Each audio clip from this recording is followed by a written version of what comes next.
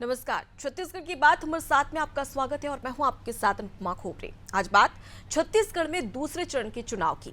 छत्तीसगढ़ में दूसरे चरण के चुनाव का मैदान सज चुका है। एक तरफ तो पहले चरण में जीत के बड़े बड़े दावे किए जा रहे हैं और दूसरी तरफ दूसरे चरण में बड़ी जीत की तैयारी की जा रही है। भारतीय जनता पार्टी की तरफ से प्रधानमंत्री नरेंद्र मोदी, गृह मंत्री अमित शाह, भाजपा के राष्ट्रीय अध्यक्ष जेपी नड्डा लगातार सक्रिय है।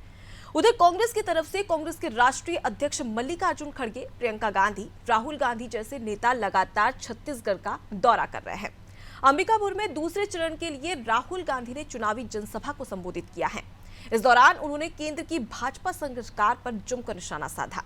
दूसरे चरण में अब मुकाबला किन मुद्दों पर होगा और कौन किस पर भारी पड़ेगा, साथ ही आम आदमी पार्टी जैसे छोटे छोटे राजनीतिक दल क्या प्रभाव छोड़ेंगे, इन सारे मुद्दों पर चर्चा करते हैं। लेकिन उससे पहले सुनते हैं कुछ प्रतिक्रियाएं।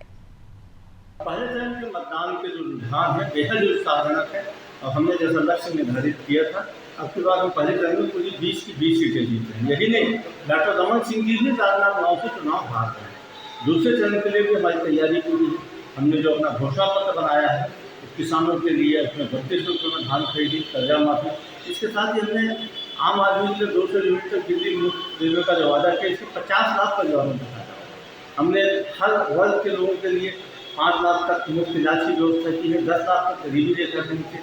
यही नहीं, हम गरीबी रेखा के नीचे जो लोग होंगे 107 रुपये में सिलेंडर देंगे और बाकी सारे लोगों को 477 रुपये में कांग्रेस पार्टी सिलेंडर देगी। तैयारी तो इस प्रदेश की जनता ने कर लिया है। 5 साल तक इस जनता ने देखा है कि कैसे भूपेश बघेल ने उसके मकान खा गए, कैसे भूपेश बघेल ने उसके बच्चों की नौकरियां खा गई और अपने चहेतों को बेच दिया, कैसे एक महिलाओं से स्वस्थ उनका कर्जा छीन लिया। ये पूरा प्रदेश ने देखा है कि कैसे लगातार अनाचार की घटनाएं हुई हैं। शराबबंदी का वादा करके शराब का नशा इस सरकार को लग गया था।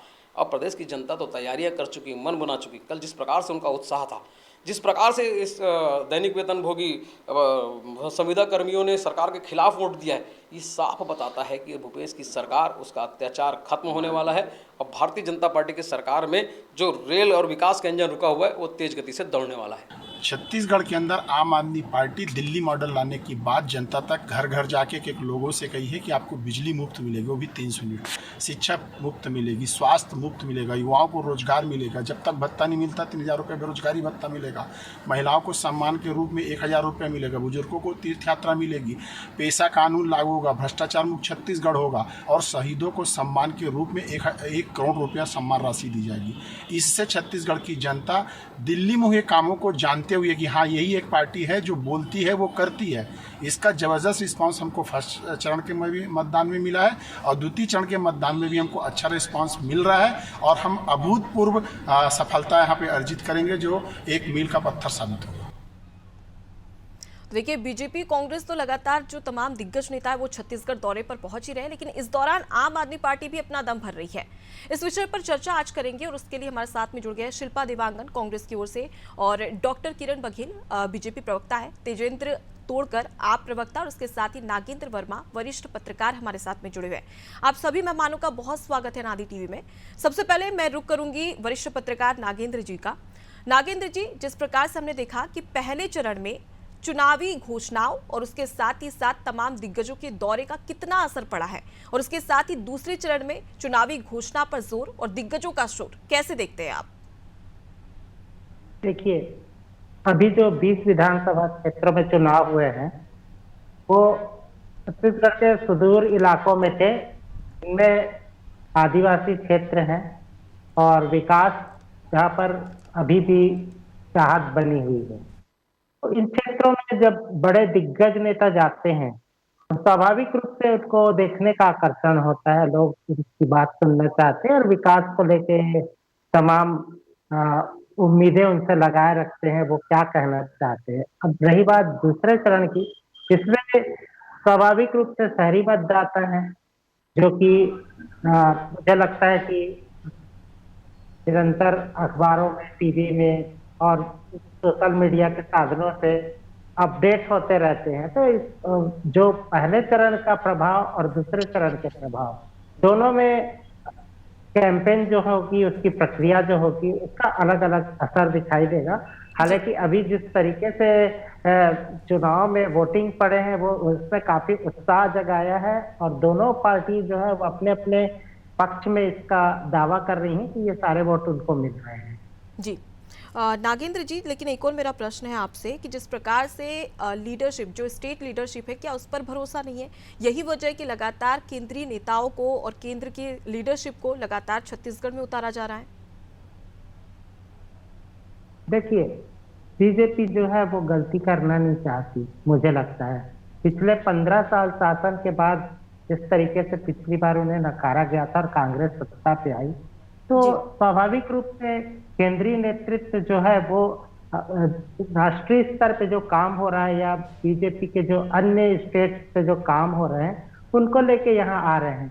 इसी तरीके से हम अगर सत्तारूढ़ कांग्रेस की बात करें तो वो भी कहीं ना कहीं अपने दिग्गज नेताओं को, आला कमान को और तमाम ऐसे राष्ट्रीय स्तर के नेताओं को आमंत्रित कर रहे हैं चुनाव में, और वो हम देखते आ रहे हैं कि हमेशा से चुनाव में जो स्टार प्रचारक हैं वो आते हैं और वो प्रभाव डालते हैं मतदाताओं पे। जी ठीक है, हमारे साथ में डॉक्टर किरण बघेल बीजेपी प्रवक्ता है, मैं उनका रुख करूंगी। किरण जी, देखा जाए तो कांग्रेस जो अभी 20 विधानसभा सीटों पर चुनाव हुए थे, 20 की 20 विधानसभा सीटों पर जीत का दावा ठोक रही है। मुझे लगता है अनुपमा जी इनके दावे धरे के धरे रह जाएंगे।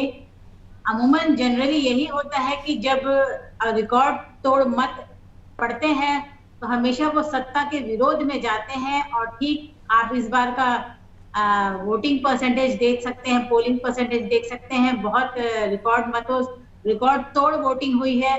ये दर्शाता है कि जनता के बीच में परिवर्तन की लहर की मांग उठ चुकी है और जनता परिवर्तन को लेकर तैयार है और उत्साहित है।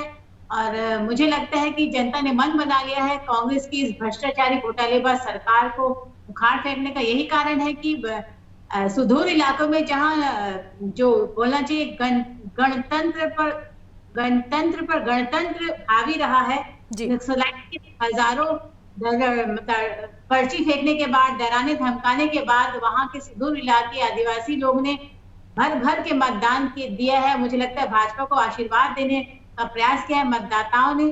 तो हम तो अपनी जीत को लेकर आश्वस्त हैं और भारी वोटिंग, भारी मतदान ये दर्शाता है कि ये सत्ता के विरोध की लहर है और परिवर्तन की बयाज प्रारंभ हो गई। 20 विधानसभा सीटों में से कितने पर दावा ठोक रही है? बिल्कुल भी, हम तो 20 के 20 सीट लाने का दावा करते हैं कि जनता इनकी भ्रष्टाचारी सरकार को आजमा चुकी है। जनता का भरोसा भाजपा पे कायम रहेगा और हम 20 के 20 सीट पे भारी बहुमत के साथ विजयी होंगे। ठीक है, शिल्पा जी हमारे साथ में जुड़ी हुई है। शिल्पा जी, एक और आप 20 की 20 विधानसभा सीटों की बात कर रही है, तो ये कांग्रेस का कॉन्फिडेंस है या ओवर कॉन्फिडेंस है?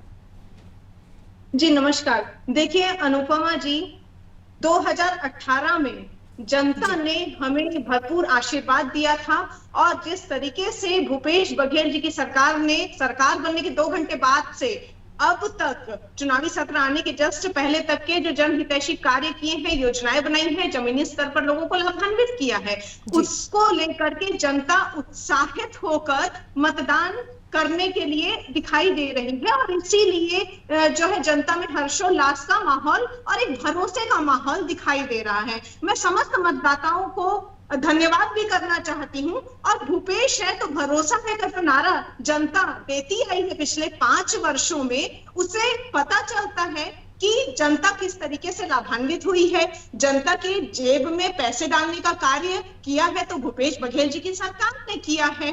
तो इस तरीके से किसानों का कर्ज माफी से लेकर के हमारे गोपालकों, वनोपज इकट्ठे करने, हमारे आदिवासी भाई बहनों को समृद्ध बनाने का काम, किसानों को समृद्ध बनाने का काम, आम जनता को समृद्ध बनाने का काम पूरे प्रदेश में। लेकिन राजनांदगांव डॉक्टर रमन सिंह का अभेद किला कहा जाता है और कांग्रेस इसे कैसे भेद पाएगी? इतने सालों से तो कांग्रेस कभी भेद नहीं पाई, तो फिर इस बार कैसा कमाल हो जाएगा? हम अपने जनहितैषी कार्यों को लेकर जनता के बीच जा रहे हैं। निश्चित रूप से जनता जनार्दन ने देखा है कि किस तरीके से हमने कार्य किया, तो निश्चित रूप से जनता ने भरोसा दिखाया और इसी के बलबूते पर हम कह सकते हैं कि इस बार जो है, पहले तो 19 सीट पिछले चुनाव में 19 सीट हमारे पास थी, अब 20 के 20 इसमें रमन सिंह जी की जो सीट है वो भी कांग्रेस के पक्ष में आएगी और जनता ने ये उत्साहवर्धक, उत्साह जताते हुए ये बात को बताया है, उत्साह से बताया है। और मैं ये कह सकती हूँ कि 20 के 20 सीट का दावा, जीत का दावा हम कह सकते हैं। जी, एक दोनों बात की ओर से, चाहे बीजेपी की बात करें या कांग्रेस की बात करें, दोनों ही 20 के 20 जीत की सीटों पर जीत का दावा कर रही है, लेकिन ये तो जनता तय करेगी। ठीक है, मैं सीधे रुक कर लेती हूँ, हमारे साथ में किरण जी जुड़ी हुई है। किरण जी, 70 विधानसभा सीट पर चुनाव से पहले कांग्रेस ने एक बड़ा मास्टर स्ट्रोक रचा है और कांग्रेस ने साफ तौर पर कह दिया कि केंद्र के समान अब राज्य में भी महंगाई भत्ता मिलेगा। क्या कहेंगी आप? देखिए, पिछली बार भी चुनाव में लड़ने से पहले उन्होंने लोक लुभावने घोषणा पत्र जारी किए थे, जिसे 36 बड़े वादों में से ये कोई भी वादा पूरा नहीं कर पाया है। तो जनता अब इनके लेकिन कांग्रेस तो कहती है कि 34 वादे पूरे किए हैं। अब वो शिल्पा जी बताएंगे। अभी इनके उप मुख्यमंत्री जी ने कहा था कि हमने 11 वादा पूरा किया है, 11 पे काम चल रहा है और कुछ वादों पर हमने हाथ उसकी बात कई बार प्रेस वार्ता लेकर ये वाली बात को विस्तृत रूप से बताई गई है। वादा नहीं पूरा कर पाया। टीएस सिंहदेव जी अपने विभाग से इस्तीफा दे देते हैं, ये कह के मैडम, हमने प्रेस वार्ता लिखी हमारे घोषणा पत्र में से, जिस प्रकार से 36 में से 34 वादे किस तरीके से पूरा किए, उसे आंकड़ों के साथ आपको रानू साहब जानती है, जनता समझती है कि किस तरीके से हमने कर्ज माफी का वादा तो दिखाई। हम 25 देने के साथ किसानों को समृद्ध बनाने का काम करते हैं। आप तो पूंजीपतियों के जेब में पैसे डालने का काम करते हैं। 14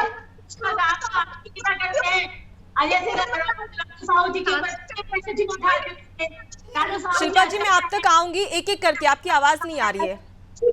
को लाभ पहुंचाया जाए, ये रूप होता है भारतीय जनता पार्टी का। जनता जनार्दन समझती है इस बात को।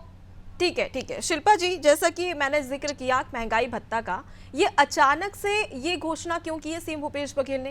क्या डर सता रहा है, हार का डर सता रहा है, इस वजह से ये घोषणा चुनाव से पहले की है? देखिए, भारतीय जनता पार्टी का एक वादा था जब ये मोदी जी इलेक्शन लड़ रहे थे कि 100 दिन में महंगाई कम करेंगे। मैं भारतीय जनता पार्टी कृषि एक किसान की बात करती हूँ। यदि कोई खेती किसानी करता है तो उनके बीज, खाद, बीज, उर्वरक, कृषि यंत्रों में जो लागत होती है वो लागत उनकी बढ़ गई है। क्यों? क्योंकि महंगाई संपूर्ण देश में बेलगाम हो गई है। ये महंगाई का दौर में भी तो बात करने की हिम्मत नहीं करते हैं। और किसानों की जो लागत बढ़ गई है, आय दुगुनी करने का वादा किया था, आज तक आय दुगुनी नहीं हो पाई है। तो किसानों को, लेकिन सवाल तो यही उठ रहा है ना कि अचानक से जब दूसरे चरण का चुनाव शुरू होने वाला है 17 तारीख को, उससे पहले ही सीएम भूपेश बघेल ये बड़ी घोषणा करते हैं। 5 साल से आपकी सरकार थी, तब क्यों नहीं महंगाई भत्ता बढ़ाया गया? तब केंद्र के समान क्यों नहीं महंगाई भत्ता दिया गया? जी, निश्चित रूप से हम हर क्षेत्र में और हर वर्ग को लाभान्वित करने की कोशिश करते हैं, चाहे वो हमारे घोषणा पत्र में नहीं भी रहता है। उदाहरण के लिए मैं बताऊंगी कि भूमिहीन कृषि मजदूर जो है हम देते हैं 7,000 रुपए पिछली बार दिया, 10,000 का वादा, ये हमारे घोषणा पत्र में नहीं था। तो घोषणा पत्र के अलावा भी हम कैसे लोगों को लाभ पहुंचा पाए और समय समय पर कैसे लाभ पहुंचा पाए, इसकी व्यवस्था हमारी भूपेश सरकार के द्वारा की जाती है। तो यही कारण है कि समय समय पर वक्त की मांग को देखते हुए हम लाभ पहुंचाने की कोशिश करते हैं जनता को। ठीक है, किरण जी का रुख करूंगी। किरण जी, 70 विधानसभा सीटों पर अभी दूसरे चरण में अब चुनाव होने जा रहा है। इसमें कांग्रेस दावा ठोक रही है कि वो 50 से 60 सीटें जीत रही है। आप कितने पर ताल ठोकेगी?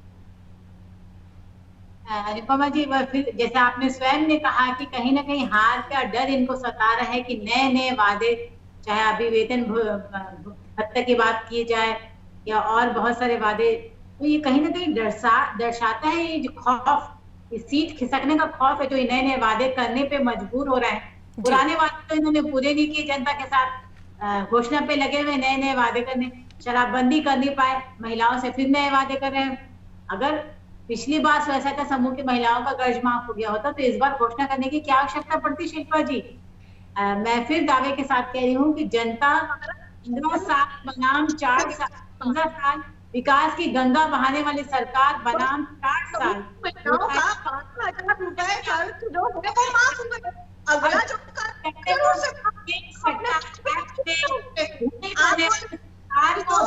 खाने के अनुपमा जी तैयार है जनता? अनुपमा जी एक एक करके आपकी आवाज नहीं आ रही है, समय की काफी कमी, एक एक करके बोलिए। काफी खत्म हुआ है रमन सरकार का जो कार्यकाल है और मोदी सरकार का जो कार्यकाल है, वादा खिलाफी से भरा हुआ है, तो जनता कैसे भरोसा करेगी आप पर? ठीक है, वादा खिलाफी किसने की ये तो जनता जवाब देगी इसका। नागेंद्र जी का रुख करूंगी। नागेंद्र जी, जिस प्रकार से अपनी जमीनी स्तर पर देखा है छत्तीसगढ़ को और जिस प्रकार से तैयारियां की जा रही है, ऐसे में मेरा प्रश्न यही है कि किसकी कितनी तैयारी और कौन पड़ेगा किस पे भारी, क्या लगता है आपको? देखिए, ये सब कुछ निर्भर करेगा कि मतदाता किसको चुनते हैं जी। और अभी जो बारी है मतदाताओं की है, हाथ में उनके गेम है। और पहले फेज के बाद अब दूसरे पे, चूंकि ये शहरी क्षेत्र है, मैदानी क्षेत्र है छत्तीसगढ़ का, तो इसमें ज्यादातर लोग जो है पढ़े लिखे हैं। और सबसे बड़ी चीज है कि शुरू में जो कांग्रेस सरकार ने ग्रामीण अर्थव्यवस्था पे फोकस किया था और इससे कई मायने में शहरी क्षेत्र जो है विकास की कई चीजें जो है वो नेपथ्य में चली गई थी, तो जाहिर है इसका इम्पैक्ट तो पड़ेगा ही पड़ेगा। अभी जैसे बात की जा रही कि महंगाई भत्ता केंद्र के सामान देने की बात, तो ये कहीं ना कहीं सरकारी कर्मचारियों और उनके परिवार को प्रभावित करने का एक कारण बन सकता है। जी बिल्कुल, इसे एक मास्टर स्ट्रोक कहा जा सकता है, लेकिन देखने वाली बात होगी कि जनता इस पर क्या कुछ फैसला करती है। माफी चाहूंगी, काफी कम समय बचा है हमारे पास में। आप सभी मेहमानों का बहुत शुक्रिया इस चर्चा में हमारे साथ में शामिल होने के लिए। तो देखिए, दूसरा चरण दिग्गजों का रण साफ तौर पर नजर आ रहा है कि किस प्रकार से धुआंधार प्रचार प्रसार दिग्गजों के द्वारा किया जा रहा है छत्तीसगढ़ में। लेकिन क्या दिग्गज ये जो डूबती नैया है बीजेपी की उसको संभाल पाएंगे या कांग्रेस एक बार फिर से सत्ता पर काबिज होगी, ये जनता तय करने वाली है। फिलहाल के लिए इतना ही। देखते रहिए नादी टीवी। नमस्कार।